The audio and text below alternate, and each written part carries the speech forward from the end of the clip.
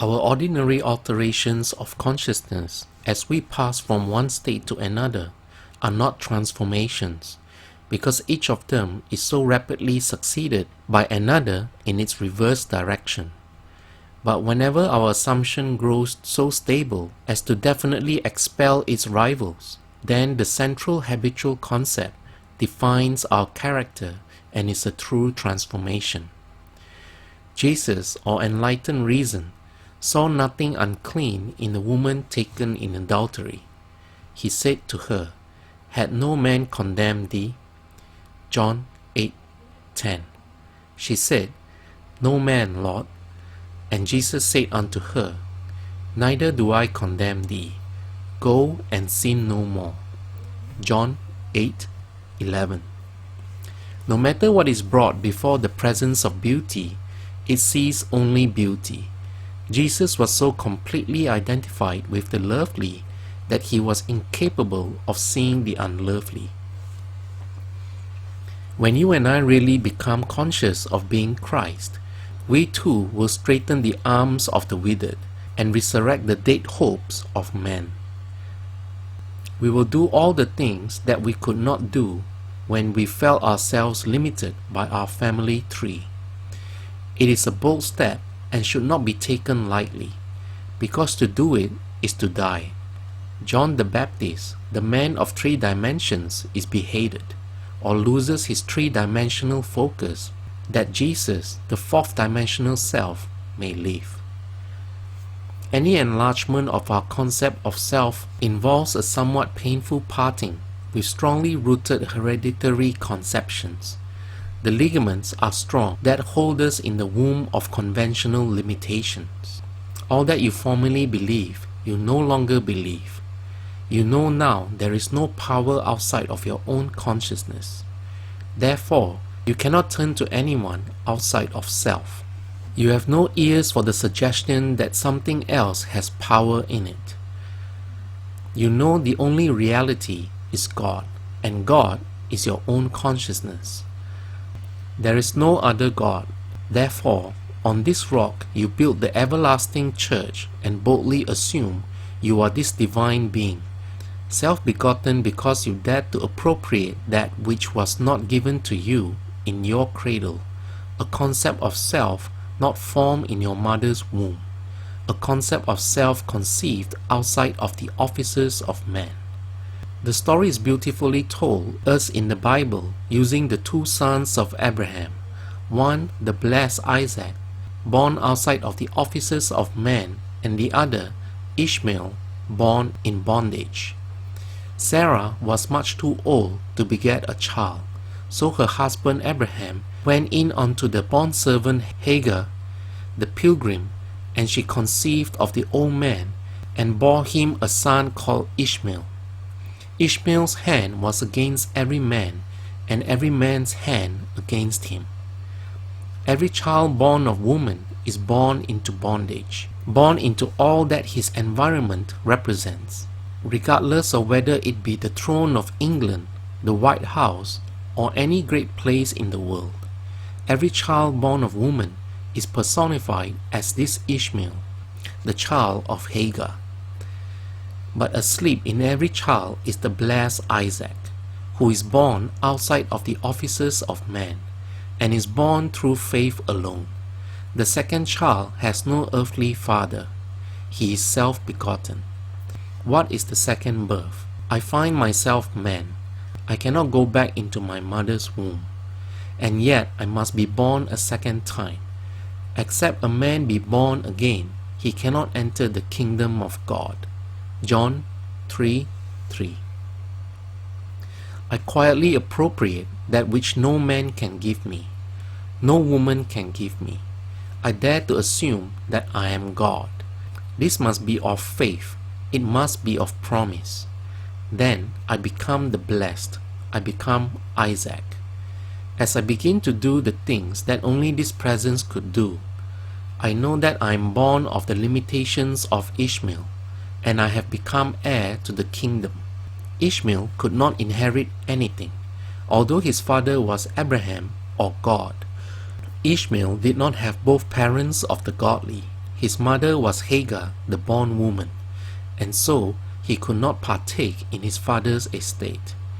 You are Abraham and Sarah, and contained within your own consciousness, there is one waiting for recognition. In the Old Testament, it is called Isaac, and in the New Testament, it is called Jesus, and it is born without the aid of man. No man can tell you that you are Jesus Christ. No man can tell you and convince you that you are God. You must toy with the idea and wonder what it would be like to be God. No clear conception of the origin of phenomena is possible except that consciousness is all and all is consciousness. Nothing can be evolved from man that is not potentially involved in this nature. The ideal we serve and hope to attain could never be evolved from us were it not potentially involved in our nature. Let me now retell and emphasize an experience of mine printed by me 2 years ago under the title The Search. I think it will help you understand this law of consciousness and show you that you have no one to change but self, for you are incapable of seeing other than the contents of your own consciousness. Once in an idle interval at sea, I meditated on the perfect state and wondered what I would be were I of too pure eyes to behold iniquity, if to me all things were pure and I were without condemnation. As I became lost in this fiery brooding, I find myself lifted above the dark environment of the senses. So intense was the feeling, I felt myself a being of fire dwelling in a body of air. Voices as from a heavenly chorus, with the exaltation of those who have been conquerors in a conflict with death, were singing, "He is risen, He is risen," and intuitively I knew they meant me. Then I seemed to be walking in the night. I soon came upon a scene that might have been the ancient pool of Bethesda, for in this place lay a great multitude of impotent folk, blind, halt, withered, waiting not for the moving of the water as of tradition, but waiting for me. As I come near, without thought or effort on my part, they were one after the other, molded as by the magician of the beautiful. Eyes, hands, feet, all missing members, were drawn from some invisible reservoir and molded in harmony with that perfection which I felt springing within me. When all were made perfect, the chorus exulted, "It is finished." I know this vision was the result of my intense meditation upon the idea of perfection, for my meditations invariably bring about union with the state I contemplated. I had been so completely absorbed within the idea that for a while I had become what I contemplated, and the high purpose with which I had for that moment identified myself drew the companionship of high things and fashioned the vision in harmony with my inner nature. The ideal with which we are united works by association of ideas to awaken 1,000 moods, to create a drama in keeping with the central idea. My mystical experiences have convinced me that there is no way to bring about the perfection we seek other than by transformation of ourselves. As soon as we succeed in transforming ourselves, the world will melt magically before our eyes and reshape itself in harmony with that which our transformation affirms. We fashion the world that surrounds us by the intensity of our imagination and feeling, and we illuminate or darken our lives by the concepts we hold of ourselves. Nothing is more important to us than our conception of ourselves, and especially is true of our concept of the deep, dimensionally greater one within us. Those that help or hinder us, whether they know it or not, are the servants of that law, which shapes outward circumstances in harmony with our inner nature. It is our conception of ourselves which frees or constrains us, though it may use material agencies to to achieve its purpose.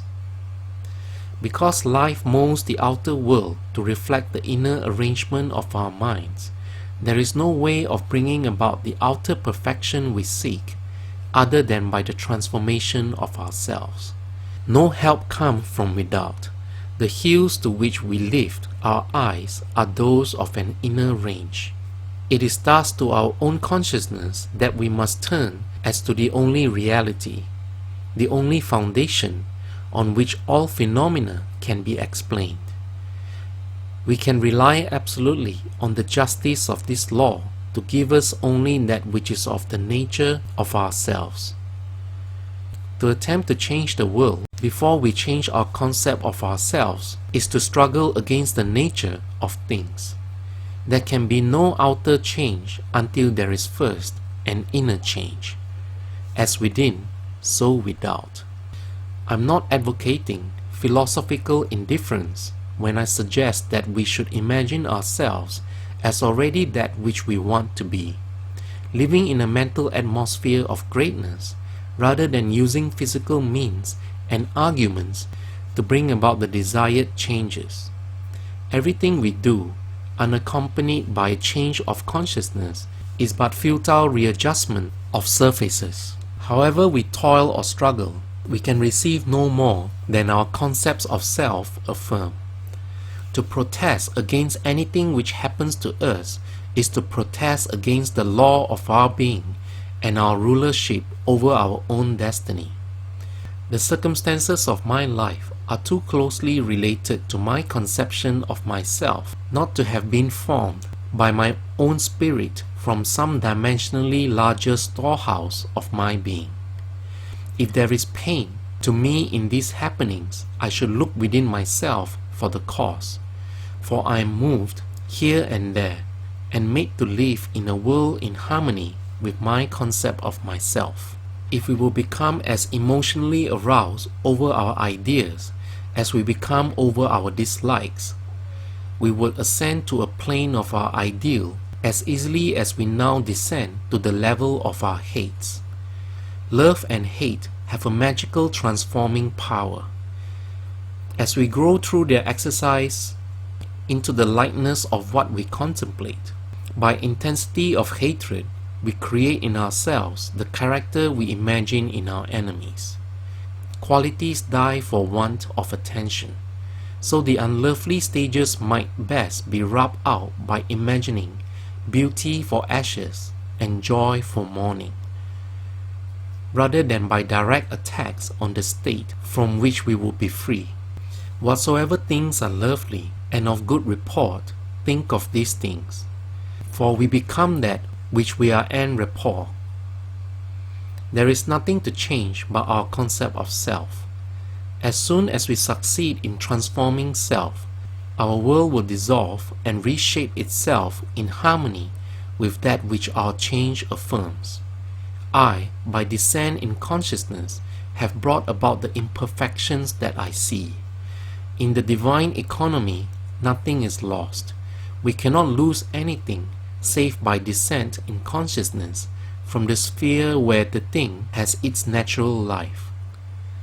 And now, O Father, glorify thou me with thine own self, with the glory which I had with thee before the world was. John 17:5. As I ascend in consciousness, the power and the glory that was mine return to me, and I too will say, I have finished the work thou gavest me to do. The work is to return from my descent in consciousness from the level wherein I believed that I was a son of man, to the sphere where I know I am one with my Father, and my Father is God. I know beyond all doubt there is nothing for man to do but to change his own concept of himself to assume greatness and sustain this assumption. If we walk as though we were already the ideal we serve, we will rise to the level of our assumption and find a world in harmony with our assumption. We will not have to lift a finger to make it so, for it is already so. It was always so. You and I have descended in consciousness to the level where we now find ourselves, and we see imperfection because we have descended. When we begin to ascend, while here in this three-dimensional world, we find that we move in an entirely different environment. We have entirely different circle of friends and an entirely different world while still living here. We know the great mystery of the statement, I'm in the world but not of it. This is the end of part 2 of lesson 4. No one to change but self. If you haven't already, please like and subscribe and turn on the notification button for part 3 of lesson 4.